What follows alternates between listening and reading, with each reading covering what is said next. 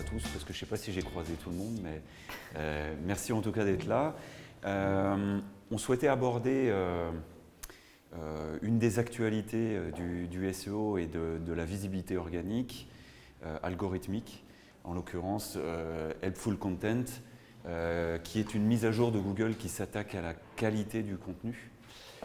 Et on a pas mal réfléchi à la façon d'amener le sujet et on s'est dit qu'à travers un exemple concret de collaboration sur ce qu'on a pu mettre en place, sur ce qu'a vécu l'annonceur, ça pouvait être probablement le meilleur moyen de faire passer un message.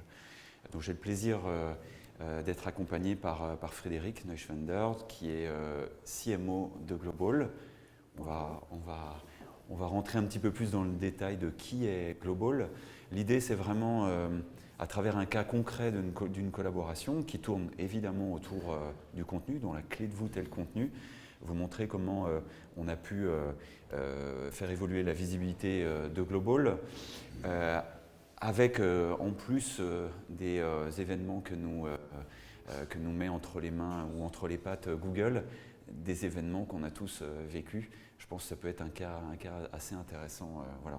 Donc l'idée, c'est d'avoir bien sûr aussi le témoignage de Frédéric. Pour vous parler de la stratégie éditoriale de Global, je vous propose de démarrer par l'identité de Global, tout du moins ce qu'elle était au départ, avant l'événement dont on va vous parler. Donc c'est la première question que j'ai envie de te poser, Frédéric. En l'occurrence, là on est plutôt en 2019, avant la pandémie qu'on a tous vécue. Qui était Global ?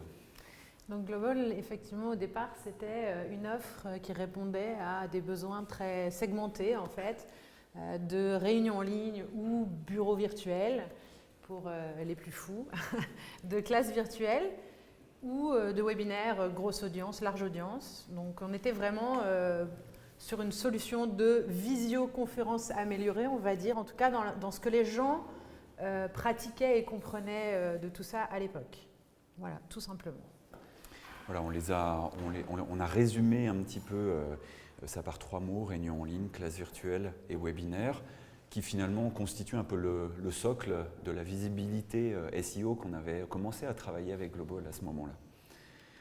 Et puis donc en mars 2020 arrive la pandémie. Le monde est resté cloîtré chez soi, c'est pas un scoop, mais c'est surtout les entreprises du service, de l'éducation qui sont toutes retrouvées finalement à distance. Et là évidemment ça a eu un impact. J'aimerais bien que tu le décrives parce que chez Global, ouais, ça a été un moment particulier. Ça a été un raz-de-marée en réalité, parce qu'on était effectivement un petit acteur du marché et on s'est retrouvé avec une demande délirante, une augmentation des demandes, une agitation en fait de tout le monde, sachant qu'au départ on est sur un marché B2B. Donc voilà, là d'un seul coup, il y a eu une quantité de gens qui se sont mis à chercher des solutions pour répondre et même de manière individuelle. Donc il y a eu une quantité de demandes incroyables d'ouverture de comptes, de licences, de création d'espaces, puisque c'est comme ça que ça fonctionne. Et donc voilà, nous on a eu... il a fallu faire face à ça et se structurer pour répondre à ça. Et presque, je dirais, abandonner toute autre réflexion ou projection et être dans l'instant T pour gérer ce flux, quoi, en réalité. Alors justement, ce flux, pour le matérialiser, pour rebondir sur ce que disait Frédéric, j'ai sorti la demande Google Trends sur 2020-2021 sur le mot visioconférence qui, comme vous l'avez compris, était un petit peu le mot qui définissait plus ou moins Global.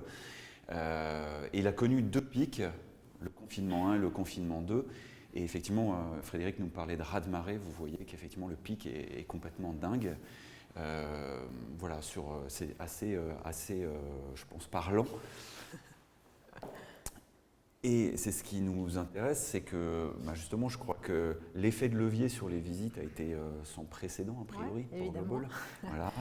Et commercialement, je pense que ça peut être intéressant que tu expliques comment ça s'est passé, qui étaient les gens qui vous ont contacté, et j'ai même envie de dire, est-ce que vous avez su transformer tout de suite ou pas ?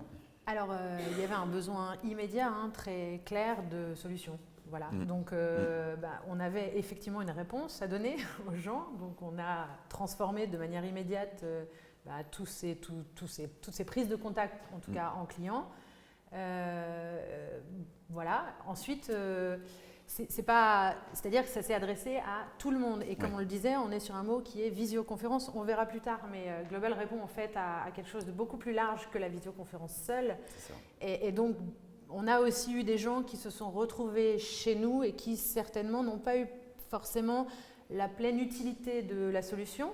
Néanmoins, voilà, ils ont pris leur licence, ils l'ont utilisée à leur façon. Pour nous, en tout cas, ça a été une génération de leads énorme, du client, du prospect, etc. Un volume. Sur la qualité, on a eu de la déperdition, mais qui ne nous a pas surpris, puisque, encore une fois, la demande initiale, la requête et en tout cas la recherche des gens, finalement ne correspondait pas complètement à ce qu'on pouvait offrir. Donc ils ont découvert, certains ont adhéré, d'autres se sont rendus compte que ce n'était pas forcément ce dont ils avaient besoin, mais il y a eu, au-delà de l'agitation et de tout ce qu'on a pu observer très concrètement en termes de trafic, il y a eu aussi quand même un truc un peu particulier qui s'est passé. Je veux dire, il a fallu travailler différemment, il a fallu réorganiser ça. Donc chacun a eu sa démarche individuelle. Et puis après, il y a eu aussi les entreprises qui, d'autre part, elles-mêmes ont géré leur façon de bosser avec les collaborateurs et ont impacté et influencé un peu ça. Donc voilà. Alors justement, ce que je vais essayer de faire, c'est de vous traduire comment l'identité finalement de Global a évolué en termes de mots-clés entre 2019 2020 et post-pandémie. Et pour le coup, il y a eu un vrai changement de paradigme. C'est ce que je vous montre ici. Les termes qu'on travaillait ensemble au départ pour positionner Global dans Google, c'était basiquement couvrir un besoin de réunion en ligne. Mais comme le disait Frédéric, finalement, c'est assez large et ça englobe plein de choses. Il y a aussi beaucoup plus de concurrence sur ce terme-là. C'était demandé à peu près, selon les outils de Google, 140 fois par mois. Le terme visioconférence en ligne était demandé à peu près 170 fois par mois. C'est des termes qu'on a réussi à couvrir assez rapidement, mais finalement on attendait pratiquement que l'entreprise arrive pour nous dire bonjour Global, j'ai besoin d'une solution. Ensuite, il y a eu la pandémie et on voit les chiffres de demande qui augmentent totalement puisque visioconférence passe à 5400 demandes, classe virtuelle 720, etc. Mais finalement, on était prêt et lorsque la demande a évolué, Global a pu en récolter les fruits. Mais on va voir justement comment a évolué l'identité et le discours de Global, qui n'est donc pas qu'une solution de réunion en ligne à distance.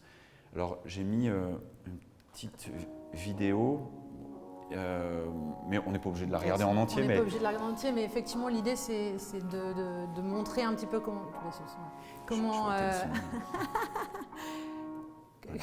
à quoi ressemble Global. Donc voilà, c'est un espace qui propose plusieurs manières de travailler, qui intègre de nombreuses fonctionnalités, mais qui effectivement permet de faire de la collaboration à distance.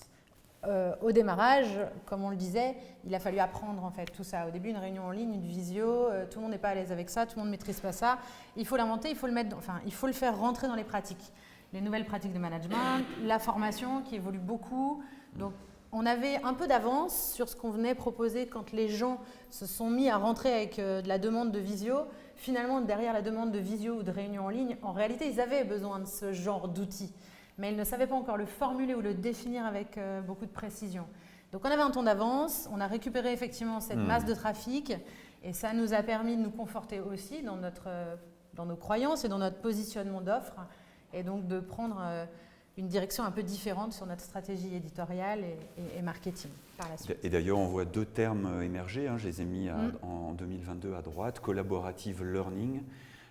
Notamment, là on voit qu'on est loin de juste la visioconférence. En fait, clairement. Ça intègre tout un tas d'échanges. C'est ce qui est bien montré d'ailleurs par la vidéo. Et justement, comment évoluer vos cibles? Est-ce que post-pandémie, votre cible est plus claire? Alors en réalité, les cibles, finalement, je dirais, nos cibles sont quasiment toujours les mêmes. Oui. Simplement, elles se sont professionnalisées, en quelque ok. sorte. Les méthodes se sont professionnalisées, les choses se sont structurées, le marché s'est structuré en réalité. Ouais. Donc voilà, les cibles n'ont pas tant changé, mais elles deviennent un peu plus expertes finalement. D'accord. Donc on doit s'adresser à nos cibles un peu différemment. D'accord. Je vais vous montrer justement comment la demande a augmenté et les termes qu'on a choisis ensemble et sur lesquels on est allé se positionner. Vous avez vu que ça se développe vraiment. Alors on garde, bien sûr, si on se met tout à droite en mars, visioconférence, d'ailleurs qui est le gros terme. Avant on était plutôt sur organiser une visioconférence et on commence à émerger sur le terme phare qui amène énormément de trafic. Mais tout l'intérêt de la démarche, vous l'avez compris, c'est de laisser finalement les termes classiques qui n'étaient pas vraiment en face de l'identité de Global pour des nouveaux termes que je ne maîtrise pas du tout d'ailleurs, soit dit en passant, mais qui émergent. Et vous voyez les chiffres à côté, donc comme le collaborative learning, méthode expositive, magistrale, démonstrative. Voilà, il y en a d'autres, on les verra tout à l'heure, méthode pédagogique. Finalement, ce sont autant de termes qui émergent avec les usages. Complètement, ouais, complètement, et qui, même selon les types d'organisation, enfin, tout ça s'enrichit beaucoup. Alors après, je pense qu'il y a aussi une forte agitation, que ça va de la même manière retomber un petit peu. C'est beaucoup le marché de la formation qui crée ça. Oui. Le management, je dirais, avait déjà des usages qui pouvaient rentrer dans ce type, enfin, avoir besoin de ce type d'outils. Mais c'est vraiment le marché de la formation qui a beaucoup bougé et qui continue à bouger pas mal, donc, et à se structurer avec le travail hybride de manière un peu nouvelle. Je vous propose de voir la méthodologie de travail qui nous a permis de faire ce pivot pour aller capter la demande où elle était, donc passer d'une première identité à une autre. Puis après, on verra aussi quelques résultats en dernière partie, parce que pour le coup, c'est assez intéressant. Il y a évidemment plein d'autres acteurs. C'est avec l'ébullition qu'a vécu Global, l'a fait naître des nouveaux acteurs, mais il y a aussi des mastodontes que vous connaissez sans doute. Donc la stratégie finalement, c'est d'opter pour le contenu, et j'ai même envie de dire finalement de poser les pierres, la première pierre d'un média de marque dont les avantages sont ceux qu'on liste ici, c'est-à-dire se positionner comme un principal sachant sur finalement les nouvelles méthodes collaboratives, rendre service à des clients et à des prospects, voilà, pour trouver son utilité et répondre aux besoins. D'ailleurs, moi j'avais noté dans notre premier échange que justement votre cible, je ne connaissais pas cette fonction, c'est maintenant des Digital Learning Managers. Donc finalement la pandémie a créé des nouvelles fonctions. A créé des nouvelles fonctions au sein des entreprises, des nouveaux profils et à rajouter des étapes. Voilà. Se rendre indispensable donc, dans la vie quotidienne, diminuer aussi un coût d'acquisition pour Global. Parce que finalement, on simplifie un peu le parcours en misant sur l'organique et en se disant, sur cette plateforme-là, on viendra nourrir un petit peu nos prospects, notre cible. Et puis, lorsqu'elles auront un besoin conscientisé, elles pourront switcher plus facilement vers Global. On est, je le reprécise, mais on est sur un marché B2B, donc c'est vrai que ça nous autorise aussi à rentrer dans ce genre de démarche plus facilement. On a des gens qui ont besoin de ces contenus, qui ont besoin d'être accompagnés, qui ont besoin de monter en expertise, parce que, encore une fois, beaucoup d'agitation et c'est encore en train de se structurer. Exactement. Ça, c'est clé, effectivement, c'est encore en train de se structurer, donc il y a besoin de rester, on le verra tout à l'heure, très à l'affût des nouveaux termes, pour savoir si c'est un feu de paille ou pas, et comment fixer l'identité. Alors justement, comment on a procédé? Finalement, c'est assez classique. Je vois que tout n'est pas très lisible, mais le premier travail, c'est de faire un benchmark concurrentiel. Parce qu'effectivement, il y a une grosse ébullition, comme tu le disais, avec de nouveaux acteurs. Finalement, il faut qu'on ait une cartographie assez vraie, juste. De nouveaux ou d'anciens, avec Teams qui est là, mais qui grandit aussi avec ce contexte, bien évidemment. C'est ça. Voilà. On va zoomer dessus après. Étude de la demande, puisque évidemment ce sont des nouveaux usages, on a vécu de nouvelles choses. Il y a eu l'euphorie et puis ensuite le souffle est un peu retombé et le télétravail est rentré finalement dans une nouvelle normalité. Mais du coup, comment ont évolué les outils, comment a évolué la demande, ça c'est assez intéressant à voir aussi comment on a fait. Le rapatriement du blog ensuite et du blog sur le site, on en parlera rapidement, et comment on a refondu l'arborescence. Et puis ensuite, comment s'adapter éditorialement. Voilà, ce sont finalement des étapes assez classiques, mais très mécaniques, qui ont permis ces changements. La concurrence, justement, c'est pas gagné d'avance parce que finalement, il y a deux mastodontes qu'on utilise tous, ou qu'on a tous utilisés, les Zoom apéro et puis Teams au bureau. D'ailleurs, on ne dit pas on fait une visio, aujourd'hui on dit on fait un Zoom, quasiment. Enfin, c'est devenu un mot qui est rentré dans le langage. Et par contre, des émergents que moi je ne connaissais pas, Klaxoon et Miro, là, on est typiquement sur en fait, une concurrence qui en réalité est un écosystème. Grosso modo, pour refaire court, parce que le temps nous est compté, mais Global est une solution, un espace en fait, de collaboration qui va intégrer des fonctionnalités type Klaxoon, Miro, type de la diffusion, partage de vidéos, type du partage de documents collaboratifs. Et finalement, Zoom et Teams sont assez proches en termes d'offres, à la différence près que Teams, c'est quand même Microsoft. Et nous, on vient finalement s'intégrer dans un environnement global de travail que Teams propose. Donc voilà, c'est en réalité finalement à nous de faire en sorte que cet écosystème devienne vertueux et que cette concurrence qui n'est jamais en fait frontale et directe puisse nous permettre à tous de trouver une place. Et c'est là-dessus aussi que je dis on est encore en train de se structurer. Chacun avance, tout le monde teste beaucoup de choses. Aujourd'hui, on est intégré dans Teams parce qu'on propose quelque chose que Teams n'a pas. Alors, je ne dis pas qu'ils sont pas capables évidemment d'investir là-dessus. Certainement que voilà, ils font des choix et ils répondent à une demande qui est l'évolution des modes de travail. C'est ça.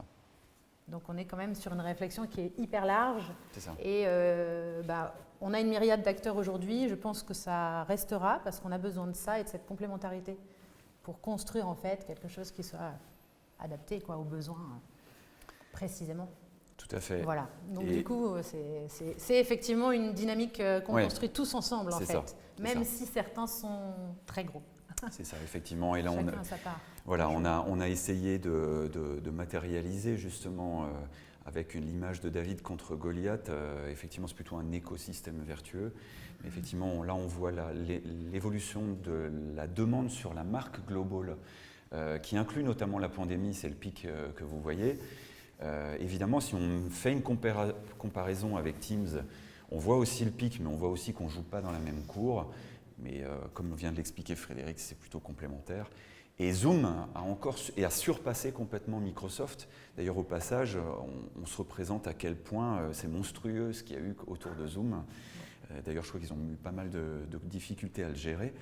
Mais par contre, ça s'est un petit peu rééquilibré ensuite. Voilà. Mais effectivement, comme tu le disais, Teams finalement n'est pas un concurrent direct, c'est plutôt, ça fait partie de l'écosystème. Oui, et puis c'est un acteur majeur des entreprises, au sein des entreprises et des organisations. La majorité du temps, c'est un environnement Teams dans lequel les gens bossent. Et donc, amener des solutions de collaboration en ligne sans être capable de venir s'imbriquer là-dedans simplement, c'est presque peine perdue, je dirais. C'est ça. Là, vous pouvez voir l'évolution de Miro et de Klaxoon versus en bleu Global. Et là aussi, il y a des acteurs qui ont avancé très vite. Donc, mais finalement, il y a un point de convergence, c'est la vidéo, c'est le fait d'être à distance, collaborer finalement à distance. C'est vrai, c'est ce contexte de travail hybride. C'est ça. Effectivement. Exactement. Notre socle commun. Donc, suite à ce travail de benchmark, on savait qui était présent, dans quelle proportion, sur quels termes, ce qui faisait, mais ce qui ne faisait pas. Et c'est ce qui a permis justement à Global de trouver, on va dire, un angle au-delà des termes qui ne sont pas infinis et déclinables à l'infini, visio, réunion, webinaire. Web TV aussi d'ailleurs, qui curieusement vous place en tête. Toujours, on l'a toujours. Alors que vous n'êtes pas une Web TV. Non. C'est assez curieux. Mais qui a permis… On a su être tactique sur C'est ça. trois opportunités. Exactement. Mais aujourd'hui, on vous trouve d'ailleurs sur Webinaire, on vous trouve sur Web TV, on vous trouve sur Visioconférence. Mais encore une fois, l'étude de la demande et des pages de résultats de recherche nous ont permis, en premier lieu, de bâtir un socle à court et moyen terme, un socle de visibilité sur les incontournables autour de la visioconférence. Donc, par exemple, le terme « organiser une visioconférence » qui est extrêmement bien positionné. Puis des demandes émergentes comme la méthode expositive. Et puis l'idée, c'est bien sûr de viser grand et à long terme. Tout ce que l'on crée doit quand même nous solidifier sur des termes indispensables comme le mot visioconférence qui, ça y est, présente Global en première page. Même si vous l'avez compris, ça n'est pas que ça. Mais ça draine quand même beaucoup de trafic pour se faire connaître. Le but, c'est d'aller chercher une légitimité sur les termes émergents. Voilà. Et on a surtout créé une dynamique qui est d'aller créer,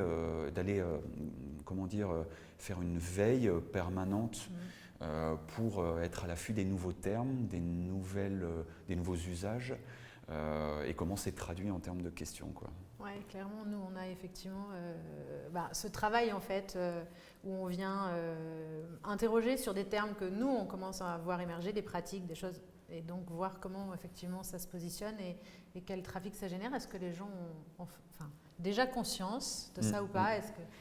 Quelles questions ils posent autour de la thématique pour pouvoir construire le contenu et la réponse adaptée en fonction de la maturité? Et justement, on en voit quelques-uns. Donc, Frédéric m'a alimenté en ces termes parce qu'on ne les maîtrise pas forcément. Là, c'est l'entreprise apprenante. Alors, ça veut dire beaucoup de choses. Oui, ça veut dire beaucoup de choses. Mais on voit bien la tendance après la pandémie et même globalement qu'il y a une vraie évolution. Voilà. Il y a une évolution, effectivement, oui, du monde de l'entreprise dans laquelle on s'inscrit et dont il faut encore définir les contours. C'est ça. Alors justement, il y a des termes comme collaborative learning qui peuvent être assez larges aussi, mais on voit bien un avant-après.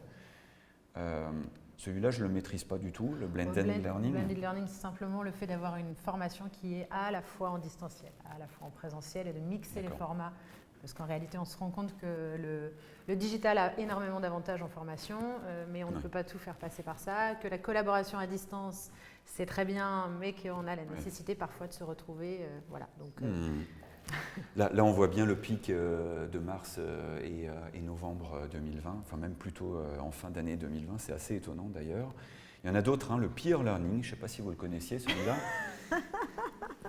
Je crois que c'est l'apprentissage de pair à pair. Bravo, j'attendais. C'est ça?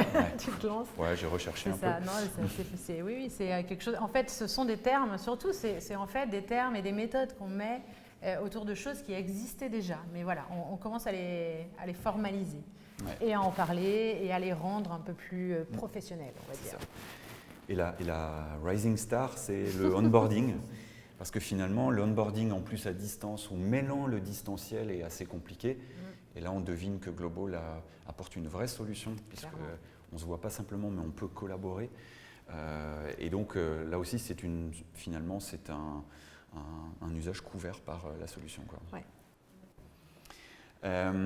On a étudié pour tous ces termes-là la page de résultats de recherche, travail qui a été fait manuellement, mais justement pour aller voir concrètement comment aller se positionner entre les différents acteurs, parce que vous l'avez compris, il n'y avait pas simplement que des acteurs comme Teams ou Zoom, qui sont d'ailleurs même pas sur ces termes-là, mais finalement, on va dire une concurrence très protéiforme, avec des gens plutôt dans l'éducation. Et l'idée était de savoir si on avait la possibilité d'aller se positionner et avec quel contenu, quel format de contenu. Donc concrètement, je vous restitue ici pour le mot peer learning une des conclusions de tout un tas d'éléments qu'on est allé analyser, qui est, par exemple, pour apparaître sur peer learning, il faut plutôt rédiger des contenus longs, privilégier 750 mots parce qu'on est dans l'éducation, on vient plutôt conseiller, on est dans le contenu plutôt pédagogique. Évidemment après sur des choses précises en SEO, placer les termes à tels endroits et également prendre en compte la physionomie de la page de résultats de recherche de Google puisqu'elle fait apparaître quelquefois des images mais aussi des vidéos et donc là si on veut se positionner, l'idée c'est de pouvoir décliner. D'ailleurs, j'en profite sur ce point-là, vous ne faites pas que de la production éditoriale. Non, on a effectivement, alors beaucoup, notamment la vidéo, on fait beaucoup de supports vidéo, ne serait-ce que des tutos, ne serait-ce que des choses comme ça, ou des vidéos un peu plus étoffées, mais c'est un média qu'on utilise beaucoup et il y en a un vers lequel on s'oriente fortement parce qu'on y croit beaucoup, c'est le podcast aussi. Oui. pour pouvoir enrichir de la même manière en fait ces contenus éditoriaux sur un autre format. Oui, puis dans l'idée d'apporter une éducation d'un marché à une nouvelle pratique, c'est vrai que le format audio est probablement plus intéressant que l'article, que le texte lui-même, quoi. Oui, et puis on s'adresse enfin, on a aussi une bonne partie des gens qui sont nos cibles, enfin, en tout cas les cibles de ces articles-là, qui sont en mobilité, ou voilà, qui sont des gens qui sont friands de ce type de format aussi. Donc, voilà. Voilà, ça c'était un des exemples d'études de SERP qu'on a fait et donc qui nous oriente à la fois sur les termes mais aussi sur les formats de contenu qu'il faut préempter, qu'il faut mettre en place pour préempter les bonnes positions. Voilà, donc voilà quelques exemples, mais c'est vrai que le format star, c'est quand même l'article de fond. Hein, j'ai mis un petit zoom sur un des articles. Ils sont finalement assez copieux, 3-4 feuillets, parce qu'il faut éduquer. Voilà. On a également les dossiers. C'est là qu'on est content d'avoir un prestataire pour nous accompagner. Alors nous, on rédige effectivement, on rédige, on vient vous faire valider les sources. Ensuite, comment ça se passe? C'est vous qui... C'est un vrai travail en fait conjoint. Voilà, on fait un peu de rédaction, mais peu, et en réalité, on angle, on échange. Là, c'est des formats assez costauds, hein. Il y a 5-6 feuillets, on a plutôt des assez dossiers costauds. aussi, parfois. C'est ça. Voilà. Exactement. Et l'idée, c'est de venir se positionner à la fois sur les liens bleus traditionnels, mais également dans les People Also Ask. Vous savez, les autres questions posées qui sont en espèce d'accordéon, puisque Google vient piocher la réponse à l'intérieur d'un contenu plus conséquent et recracher juste l'info à cet endroit-là. Et vous avez aussi les feature snippets. On va vous montrer quelques exemples. Donc là, c'était très volontaire d'aller chercher ces espaces précisément avec des morceaux de contenu, en espérant évidemment engager l'internaute au-delà. Voilà. Et puis on a également ces autres pages qui sont là sur le site et pas sur le blog pour le coup, puisque là on a directement le blog, là on est directement sur le site. Donc ça, c'est des landing pages qui sont sous un angle s'informer. Est-ce que tu peux nous expliquer un peu le rôle de ces pages-là? Alors, elles ont été créées au moment où le blog n'était pas encore intégré en répertoire dans le site web. Donc il y a eu aussi une volonté de récupérer le trafic et de réussir en fait à mailler les deux. Donc elles ont été créées pour ça d'abord, mais elles répondent en fait, encore une fois, on se rend vraiment compte que les gens ont besoin d'être accompagnés à la fois sur la prise en main de la plateforme et de ses fonctionnalités, et à la fois également sur des bonnes méthodes, des bons tips et ce genre de choses. Là, on n'est plus forcément sur de la pédagogie, mais plus sur de l'accompagnement par rapport à ce qu'on propose. Et c'est hyper important. Elles sont assez costaudes, hein, vous avez vu, il y a un sommaire et c'est assez long. Par contre, ce que je trouve intéressant, très ponctué aussi, par des images, et puis on peut basculer. L'objectif, c'est évidemment de faire basculer. Exactement. Après, voilà, on redirige vers les différents contenus qu'on peut avoir, plus édito, plus tuto ou autre. Exactement. Alors, on ne voit pas très bien dans l'arborescence, mais en fait, elle a vraiment été développée, granularisée entre 2019-2020 et 2021-2022. Avec des termes, donc s'informer, c'est toutes les landing pages qu'on a, alors on ne voit pas bien ici, mais il y a les MOOC éducatifs, il y a le télétravail, il y a les webinaires, les réunions en ligne, tous les gros termes finalement. Quoi. Qui drainent effectivement une grosse majorité du trafic, qui répondent à des usages en réalité. C'est ça. Et la partie blog est vraiment plus là pour éduquer sur les nouveaux termes. C'est vraiment, on joue vraiment sur ces deux tableaux-là en réalité, quoi. Voilà en gros ce qui a été fait entre le blog et les landing pages pour être à la fois sur les termes clés, les termes forts et aussi sur les nouveaux usages et continuer à éduquer. Encore une fois, l'idée c'était de ne pas tomber dans le panneau uniquement des gros mots-clés porteurs de trafic comme réunion en ligne, webinaire et puis visioconférence, et d'aller chercher d'autres choses. J'ai l'impression que ça vous réussit plutôt bien parce que les concurrents sont un peu pris de court, ils ne le font pas forcément. Mais puis même pour nous, c'est une opportunité de pouvoir expliquer réellement qui on est et ce qu'on propose. Oui. Alors, voilà, on a été un peu innovant un peu tôt. Voilà, il n'y avait pas encore. En tout cas, le marché de la formation avait déjà cette sensibilité parce que ça répondait vraiment à leurs usages. Aujourd'hui, ça s'est déployé effectivement très vite, effectivement avec un public qui n'était pas mature. Ouais. Donc c'est une belle opportunité pour nous que de pouvoir répondre à ces requêtes longue traîne avec un contenu bien étoffé. C'est ça. Et ensuite d'emmener les gens chez nous, évidemment, pour tester, quoi. Exactement. Je voulais faire une digression, et bien que ce soit au cœur du sujet, l'idée était de vous montrer ce qui a été mis en place et avec quelle méthodologie de travail pour Global, avec finalement comme fil conducteur la qualité du contenu rédigé par des humains, pour des humains, et pour le coup, pour des nouveaux usages qui sont émergents et dont on n'a même pas encore capté et compris totalement l'ampleur de la portée, parce que tout ça est en train de se ficeler. Donc ça, c'est un premier élément qui n'est pas évident à capter quand on fait du SEO, mais ce qui vient en plus nous perturber potentiellement, ce sont les différentes mises à jour de Google qui ne s'arrêtent jamais, et au contraire, je vous les ai listées ici, qui s'intensifient en réalité. En 2021, vous voyez le nombre de mises à jour officielles sur lesquelles Google a communiqué. Et puis celle de 2022, je me suis arrêté au mois de juillet, au mois d'août, mais il y en a eu depuis 3 en septembre, même une 4e hier soir lancée, donc on peut en rajouter 4. Et elles s'intensifient et elles ont un objectif, c'est d'aller plutôt chasser les mauvais élèves. Ceux qui finalement font du spam, essayent d'aller trop vite sur différents aspects du SEO, principalement le contenu, du contenu qui tourne autour du pot mais qui ne répond pas à une question.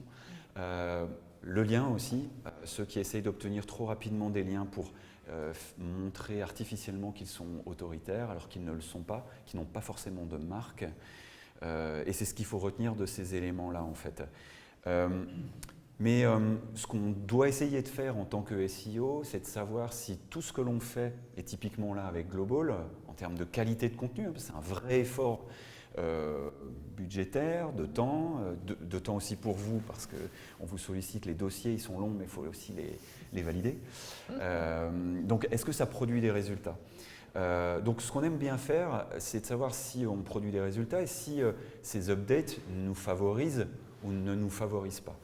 Ce que je me suis amusé à faire ici avec un outil qui s'appelle Barracuda, j'ai mixé les données Analytics, Google Analytics, avec, vous voyez les barres de couleurs, les updates de 2022 de Google. Les différents updates, donc j'ai mis à droite comment ils s'appelaient. Voilà, mais peu importe. Donc vous voyez les 4 barres jaune, vert et en espèce de gris. Et vous voyez l'évolution du trafic entre 2 années, le bleu étant 2022. Et si je vous pose la question ici, est-ce que d'après vous, les différentes mises à jour de Google représentées par les histogrammes ont permis ou non de nous favoriser ou au contraire de nous défavoriser? Qui pense que c'est plutôt favorable au développement de la visibilité? Ok, qui pense que c'était défavorable? On hésite. Et qui sait pas trop? La plupart. Bon, finalement, c'est assez intéressant parce que en réalité, on pourrait croire qu'il y a une vraie augmentation du trafic après les mises à jour, mais en réalité, on n'en sait rien. Parce que là, je dézoome sur toute l'année. Là, j'étais que sur le 19 juillet. Là, je suis sur toute l'année. Et en fin de compte, il y a la saisonnalité qu'on doit prendre en compte aussi. Et comme on est sur des années qui ne ressemblent à rien, déjà, l'année en tant que telle, il n'y a plus de saisonnalité. Mais versus 2021 ou 2020, on est complètement perdu. C'est assez compliqué de relier des événements, des actions et des effets. Et en plus, Google ne nous facilite pas la tâche parce qu'il fait son travail de son côté avec du machine learning et c'est extrêmement difficile de venir décortiquer, de faire un lien de cause à effet. Alors, sur la saisonnalité, je sais pas. Bon, j'imagine qu'en juillet-août, il y a peut-être un petit peu moins de demandes. Est-ce que vous avez réussi, depuis les événements qu'on a connus, à établir une saisonnalité ou c'est très… Oui, alors oui, il y a quand même logiquement une forme de saisonnalité avec, notamment sur la partie éducation-formation, avec des promotions. Mais néanmoins, maintenant, les promotions, on en a 3 par an. Donc, c'est quand même des saisonnalités qui peuvent évoluer, mais qui sont on a en tout cas cet effet de saisonnalité qui peut bouger, qui continue à s'enrichir, mais il existe. très bien. En tout cas, pour nous, c'est assez illisible les mises à jour Google. Désormais, et ça c'est un peu nouveau dans le SEO, parce qu'on avait l'habitude de décortiquer après le passage d'une mise à jour ces effets. On pouvait dire vraisemblablement c'est tel type de site ou tel type de pratique qui est visé. Aujourd'hui, Google nous dit simplement c'est de la qualité de contenu. Globalement, c'est un peu la clé de voûte. Et tenter de décoder ces mises à jour, c'est devenu une perte de temps. En tout cas, c'est notre point de vue chez WAM. Parce qu'il y a beaucoup de confusion entretenue par Google dans sa communication, parce que les effets sur les classements enregistrés par les différents baromètres qui existent, SEMrush, Systrix et d'autres, montrent tout et son contraire, soyons clairs. Et ce qui est vrai pour l'un n'est pas vrai pour l'autre ou pour le voisin, parce qu'en plus c'est pondéré, comme c'est fait avec du machine learning. Ça veut dire, toi je pense que tu es un moins bon élève que lui, donc je vais te sanctionner encore plus. Donc en fait, ça rend pour le travail de SEO les choses assez illisibles. Et finalement, non. Ça fait un petit moment qu'on y réfléchit, on se dit mais on s'en fout un peu parce que l'énergie, il faut la mettre au bon endroit. Et au bon endroit, c'est surtout savoir capter la demande, savoir comprendre qui est notre client, comprendre qui est son écosystème. Et c'est là-dessus qu'il faut mettre l'énergie. Parce que c'est là que vous aurez le bon sujet qui répond au bon usage. Et finalement, si vous faites bien les choses et que vous répondez à la question, en gros, c'est un peu bulletproof, quoi. C'est-à-dire qu'on passe à travers toutes ces mises à jour. Si je vais un peu vite, c'est l'idée, quoi. Voilà, donc elles ont tout en commun de se focaliser, ces mises à jour, sur la valeur desservie par le contenu à son lecteur. Donc retenez qu'elles sont surtout là pour punir les mauvais élèves. Et par un effet, j'ai envie de dire, un peu Tour de France, ceux qui abandonnent font que les autres montent dans le classement. En général, c'est plutôt porteur, c'est vrai pour vous, pour Global. Mais on ne dépense quasiment plus d'énergie chez WAM à comprendre, ou en tout cas à décortiquer ce que nous amène Google, parce que c'est très peu lisible. Ça, je pense que c'était un message important à vous transmettre. Et simplement pour faire une photographie 30 secondes sur ce qu'est un contenu utile et fiable, regardez, je vous ai mis quelques questions. En fait, il y en a plein d'autres, mais si vous répondez à ces quelques questions, vous savez dire si les contenus sur votre site sont simplement utiles ou non. Finalement, est-ce que vous êtes unique? Est-ce que vous répondez concrètement à la question? Est-ce que vous rendez un service? Ça, ce sont les vrais sujets en réalité. Si vous tournez autour du pot, c'est là que vous serez sanctionné à un moment donné. Et surtout, ce qui est important, c'est que ce sont les marques, à un moment donné, qui émergent sur Google. On voit que ceux qui se font finalement sanctionner, ce sont plutôt les gens qui ne travaillent pas de marque, sont plutôt là de façon opportuniste, à répondre à des mots-clés et n'obtiennent pas forcément d'engagement en tant que marque, à la fois en termes de trafic, mais également en termes de conversion concrètement, quoi. Ça veut dire que toutes les mises à jour de Google, finalement, impactent peu les marques, a priori, si vous avez une ligne de conduite. Et le concept qui se cache derrière tout ça, c'est EAT. Ce que je vous ai mis là, EAT, c'est l'expertise de la marque à travers ses contenus, l'autorité de la marque parce qu'elle est référente dans son écosystème, et trustworthiness, c'est la fiabilité, la réputation. Et finalement, c'est un peu les trois piliers de la marque en réalité. Donc si vous êtes une marque, que vous l'incarnez correctement, vous faites bien votre travail, il n'y a pas de raison que vous enduriez quoi que ce soit de la part de Google.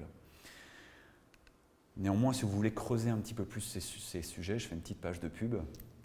On a un très bon blog qui essaye, et notamment sur Google Helpful Content, où on donne vraiment beaucoup plus de détails à partir d'une situation donnée sur ce qui a amené Google à déployer la mise à jour Helpful Content, c'est-à-dire sanctionner les contenus qui ne sont pas utiles, comment s'adapter. Et puis un podcast aussi qui s'appelle le Wamcast, où on essaye de donner vraiment beaucoup d'éléments à ceux qui nous écoutent, pas parler de nous, mais plutôt comment digérer l'information et la façon dont notre écosystème à nous, Google en l'occurrence, évolue. Pour finir, comme il nous reste 5 minutes, ou un peu moins de 5 minutes, l'idée c'est simplement de vous montrer quelques résultats. Donc la visibilité, ce que je peux vous montrer en tout cas, c'est la visibilité en termes de nombre de mots-clés positionnés dans Google, dans le top 10. finalement, entre mai et octobre 2022, indépendamment de la saisonnalité, a plutôt vraiment augmenté de 80%. Voilà, je n'ai pas mis les volumes parce que voilà, c'est global que ça regarde. Mais l'idée, c'est qu'on est effectivement dans la bonne direction et que s'attacher à répondre à des usages, indépendamment encore une fois, des mises à jour de Google, nous permet d'aller vraiment de grandir de façon certaine et d'être dans la bonne direction. Alors je ne sais pas si ça se traduit bien en termes de conversion pour Global, c'est l'évolution de cette visibilité, mais j'espère. Oui, bien sûr, oui. Non, mais effectivement, on a des leads qui sont beaucoup plus qualifiés aussi, tout simplement. Voilà, donc, c'est ça. L'idée, le volume n'est plus celui du confinement, mais comme je le disais tout à l'heure, la déperdition est moins importante, puisqu'on a des gens qui s'intéressent vraiment à ce qu'on propose, ou en tout cas qui trouvent réponse dans les contenus qu'on peut pousser. C'est ça. Oui, l'objectif qu'on s'est donné à travers ces nouveaux termes qui traduisent de nouveaux usages, c'est effectivement de compenser la perte de trafic liée à cette euphorie au moment de la pandémie. Mais au final, ça doit aboutir à des transactions plus ciblées. Voilà, effectivement. Au-delà du SEO, parce qu'on a bien compris du coup que c'était la clé de voûte de ton mix marketing, est-ce qu'il y a d'autres choses que vous faites chez Global qui vous permettent finalement d'aller toucher vos publics? On fait un peu de RP et on fait un peu d'événements et on fait beaucoup de salons, alors en ligne ou pas en ligne, mais en fait on est beaucoup sur le terrain et finalement c'est le parallèle entre le blog en ligne et la présence sur un salon. Pour moi c'est assez aligné et c'est ce qu'on essaye de maintenir d'ailleurs dans notre stratégie de contenu, parce qu'on sait que c'est, en tout cas dans notre milieu, sur notre marché, à son état de maturité, absolument nécessaire et indispensable pour derrière faire du commerce. Moi je fais du marketing, après chacun sa responsabilité, mais en tout cas voilà, là-dessus c'est très clair pour nous et on mesure vraiment les bénéfices de cette stratégie de contenu-là. Alors justement, j'ai zoomé sur le blog, il a été rapatrié, il était en sous-domaine, il a été rapatrié sur le domaine www.global.com. Et en fait, qu'est-ce que ça a eu comme effet de levier? C'est simplement que Google considère un sous-domaine comme un autre site. En revanche, quand vous le mettez en répertoire, Google le voit comme faisant partie de la marque traduite par le domaine. Donc on a eu un vrai effet de levier sur tous les articles qui étaient déjà présents et ceux qui ont été retravaillés. Parce qu'on a créé beaucoup de contenu, on a aussi beaucoup updaté en fait, on a aussi fait beaucoup de mises à jour. C'est ce qui a permis d'obtenir ce genre de résultats-là, et on finira là-dessus. Méthode expositive, alors je ne sais pas ce qu'est la méthode expositive. C'est le descendant dans la formation, c'est le côté très pas collaboratif justement. Mais donc c'est un terme qui apparaît en regard de la collaboration justement.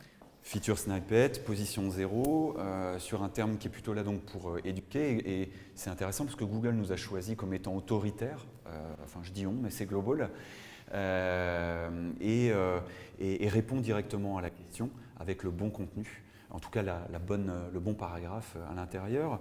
Et là on est complètement dans une démarche d'éduquer. Donc ce contenu joue le rôle qu'on lui a attribué. Ce n'est pas de venir vendre, c'est de venir éduquer très tôt et de se dire, tiens, un jour, quand tu auras besoin d'en mettre en place, vous penserez peut-être à Global. C'était vraiment cette démarche-là. On le voit ici encore avec Serious Game, avantages et inconvénients, c'est assez large. Le Serious Game dans les RH, et finalement la concurrence, elle est plutôt RH, et là vous êtes positionné premier en dessous d'une feature snippet, où là la concurrence, c'est plus du tout les Zoom ou les Miro. C'est plutôt des grosses plateformes qui parlent des nouvelles tendances de formation. Il y a Remote Office qui vous place aussi là deuxième. On voit aussi, on est complètement dans les nouveaux termes qui traduisent du travail hybride dans les entreprises. Et devant les mastodontes, puisque vous avez Microsoft qui est en dessous des questions posées. Donc Global et Lyonnais n'a pas ni les budgets ni la notoriété de Microsoft, mais peut passer devant s'il s'empare du sujet. Ni le staff, enfin. C'est ça.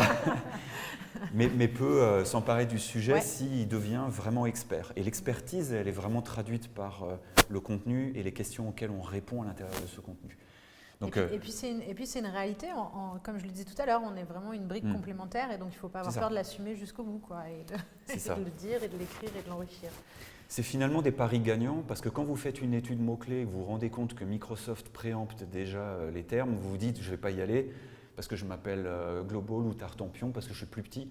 mais on peut y arriver avec la bonne démarche et le bon contenu au final. Vous avez vu que c'était assez copieux. Ben voilà, ça marche. Il y a également réunion en visioconférence, hein, qui est quand même un peu une des stars. Et là, vous avez la feature snippet, même avec les images, et devant tout un tas d'autres gros morceaux. Donc ça, c'est plutôt intéressant. Organiser une visioconférence aussi, c'est pas mal. Ah ouais. Finalement, en face mais des Teams ou des on a Zooms. plutôt de très bons résultats, c'est une stratégie. Parce que là, j'ai ôté finalement les AdWords, mais Zoom, pour la petite histoire, achète le terme. Donc c'est plutôt pas mal de se dire que Zoom n'y arrive pas en SEO, il est obligé d'acheter et Global passe devant. Voilà. Encore une fois, il vaut mieux aller bien angler le terme, mais c'est faisable. Et on termine avec réunion virtuelle, même si ça fait un peu poussiéreux, c'est quand même encore beaucoup demandé. Et là aussi, on est plutôt content d'avoir placé Global sur ce terme-là parce que ça permet de faire connaître la solution. Voilà. Juste pour terminer, en 10 secondes, pour la suite, j'ai mis quelques termes comme ça, mais est-ce que tu peux… tu as déjà un peu évoqué, effectivement. Oui, c'est ce qu'on a évoqué tout à l'heure. Et effectivement, on va refaire un livre blanc bientôt parce que ça fait partie de cette stratégie de contenu, mais ça fonctionne très bien. On a des dossiers, des choses plus étoffées et puis varier des contenus et aussi renforcer un peu notre présence sur les réseaux sociaux, ce qui n'est pas encore suffisamment le cas à notre goût. Ouais. Voilà. En tout cas, il y a une déclinaison, vous voyez aussi des formats éditoriaux parce que Google nous y emmène aussi. Vous le voyez dans certains domaines, Google commence à afficher beaucoup de vidéos, de l'image. Et tout un tas, même l'audio, pas encore maintenant, il faut encore marquer podcast aujourd'hui. Si on tape podcast SEO par exemple, on tombe sur le Webcast, mais il faut encore marquer podcast. Demain, on le sait, Google prépare le multi-search, c'est-à-dire vous répondre avec le meilleur contenu. Il est peut-être audio plutôt que textuel demain, donc on vous poussera peut-être plus le blog. Effectivement, comme le disait Frédéric, l'audio est plutôt intéressant pour l'éducation, parce qu'on peut aller en profondeur dans un sujet. Comme Google a la capacité de lire maintenant avec sa technologie speech to text, de ressortir le contenu en analysant l'audio. C'est probablement une voie intéressante pour la suite, 2023, 2024. Voilà. Merci beaucoup Frédéric pour ton témoignage et d'avoir pris le temps et merci de votre écoute en tout cas. On peut passer à quelques questions si vous le souhaitez. Comment on arrive justement à avoir autorité face à, par exemple, à Microsoft est-ce qu'il faut commencer par justement des mots très précis autour d'un… comment cette partie autorité, au final, elle se crée? Alors, en fait, oui, alors il y a un peu la théorie de l'œuf et de la poule, hein, c'est sûr, mais déjà… Global, je me souviens, avait fait plusieurs levées de fonds, alors ça date du début, mais ça avait permis déjà de créer un peu une aura, une hype autour de Global. Je ne sais pas si le mot est trop fort, mais en tout cas, vous avez eu quand même pas mal de retombées presse très tôt, je me rappelle, au début du projet. On a un peu installé la marque comme une start-up qui mise sur le travail hybride parce que demain ça va exploser. C'était bien vu d'ailleurs. Oui, il y a eu un travail sur les brevets qui ont été déposés, il y a eu des choses comme ça déjà autour de la solution en elle-même, mais c'est vrai que ça a aidé à se positionner. Et puis c'est vrai que quand il y a eu cette pandémie, il y a eu aussi des journalistes qui vous ont contacté, vous avez eu des retombées presse, les médias ont parlé de vous comme étant une solution face aux mastodontes. Donc finalement, les recettes sont celles qu'on connaît, hein. C'est les relations presse d'abord, c'est faire parler de soi pour s'installer en tant que marque. Ensuite, parallèlement, c'est de s'exposer comme étant le principal sachant en ayant une exigence éditoriale, comme c'est le cas ici avec les pages s'informer et les pages du blog, où on répond vraiment aux questions, on essaye d'aller plus loin que les réponses qui existent déjà, voire de défricher le terrain quand personne n'a trop pris encore en France le sujet. Alors il y a des choses qui, vous avez vu, c'est des termes très anglo-saxons, donc l'idée c'est d'être un peu en avance, et là de vous imposer comme le principal sachant. Donc il y a deux choses, s'il n'y a que vous qui en parlez et que vous allez plus loin que les autres, on vous voit comme un expert, mais à mesure que des plus autoritaires prennent le relais, finalement c'est la variable linking ou aura de la marque, mention de la marque qui va faire la différence. Donc au début, si personne n'en parle, même si vous n'êtes pas très connu, je suis en train de vous dire qu'en gros, vous pouvez émerger. C'est sûr que si un Teams commençait à s'énerver sur, je ne sais pas, blended learning par exemple, peut-être qu'il pourrait rattraper Global, mais il ne le fait pas. Donc on arrive à y arriver par le contenu. Voilà. Donc c'est un peu un mix entre je suis expert par le contenu et on parle de moi et mes pairs parlent de moi et font de moi un référent. C'est ce que j'allais dire, on se repose aussi beaucoup, encore une fois, sur l'écosystème et les partenariats, les ambassadeurs, les gens qui nous utilisent depuis longtemps.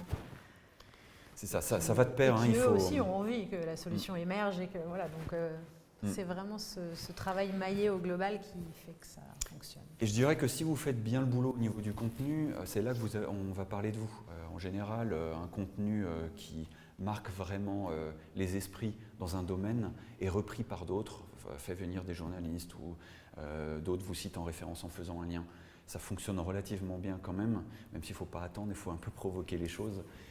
Voilà. Mais l'autorité, nous, on la travaille chez WAM clairement par un travail de relations presse en fait. On va sortir la valeur ajoutée ou l'expertise de la marque, la traduire dans un contenu, quel que soit le sujet. On crée l'événement, on va le pousser vers le journaliste en espérant sortir de la masse, puisque LDR nous disait qu'un journaliste reçoit 100 mails par jour pour créer l'événement. Et là qu'on parle de nous, et c'est là que ça amorce quelque chose, quoi. Voilà. Je pense que si Global avait vécu la pandémie peut-être plus tôt dans son histoire, il n'aurait peut-être pas eu la même progression derrière. Voilà, l'autorité était déjà là. Oui, parce que voilà, ça avait été déjà construit, la reconnaissance des pairs. Exactement. Voilà, j'espère avoir répondu à la question. Y a-t-il d'autres questions, remarques, peut-être pour vos business à vous? J'ai une deuxième question. Où est-ce parce qu'on parle de parler de sujets sur lesquels on a une autorité ou on a une compétence, où est-ce qu'on trace la limite de on sort, par exemple, je ne sais pas, vous pouvez écrire un article sur comment bien télétravailler chez soi. À partir de quand on considère que ça, c'est trop loin, on commence à être... ça, après, effectivement, c'est une vision qu'on a et nous, il y a des sujets sur lesquels, aujourd'hui, Global, c'est une plateforme digitale et on n'est en aucun cas expert, en fait, en méthode de coaching, méthode de management. Donc, c'est pour cette raison qu'on s'adosse, en tout cas, qu'on crée ce tissu de partenaires et d'ambassadeurs qui, eux, sont chacun dans leur domaine des experts, un expert du serious game. Et donc, on va faire un événement et on va produire un contenu en lien. On aura aussi évidemment un article qui sera enrichi par de la documentation, mais on a toujours une parole d'expert, ou presque. Voilà. Parce que ça, effectivement, à un moment donné, je peux emmener ces gens-là avec moi et leur donner une tribune, mais je ne peux pas, moi, prendre la parole là-dessus, ou en tout cas, j'estime personnellement que je ne serais pas forcément crédible. Je pense que ça fait partie du... Enfin, voilà. Il faut aller chercher des gens, il faut s'entourer et chacun son expertise. Mais... Oui. C'est vraiment la force de cet écosystème. Et après, plus prosaïquement, parce que là c'est la réponse de point de vue du global, de l'expert, mais plus prosaïquement, on va aussi regarder concrètement ce que ça génère sur le site. Alors certes, un positionnement, comme on l'a vu, du trafic, mais derrière on interroge régulièrement Frédéric et ses équipes pour dire mais est-ce que la qualité des conversions est en face de ce que vous faites? Est-ce qu'il y a des déperditions? Et là, c'est sûr que les choix éditoriaux, à un moment donné, on doit prendre un peu le recul et se dire, bon, l'année prochaine, est-ce qu'on reste... Quelle est la proximité avec la conversion, quoi, qu'on s'accorde? Alors, j'avoue que ce n'est pas forcément évident à trouver la bonne distance, mais il faut qu'on s'interroge parce que la finalité de notre travail, ce n'est pas simplement de vous montrer de belles choses positionnées dans Google, hein.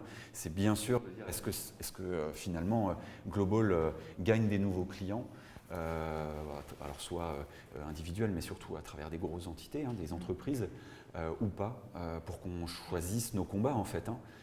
Donc on ne tape pas juste à chaque fois, hein, ça c'est clair. Mais il faut faire ce travail de boucle vertueuse, de revenir en arrière.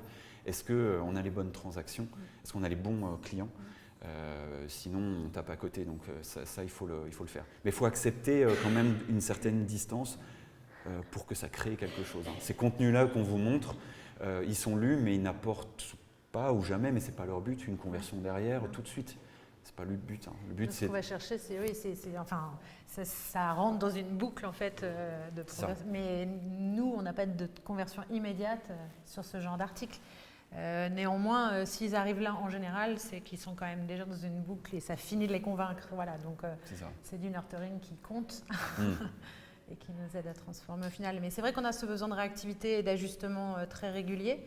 À la fois, on doit avoir cette vision long terme, à la fois, on doit quand même se dire, OK, parce qu'il y a beaucoup de mots qui émergent et est-ce qu'il reste? Est-ce qu'il reste? Est-ce que c'est bien quelque chose qui va s'installer et qui est réel? Merci à tous. Je vous propose qu'on poursuive les discussions.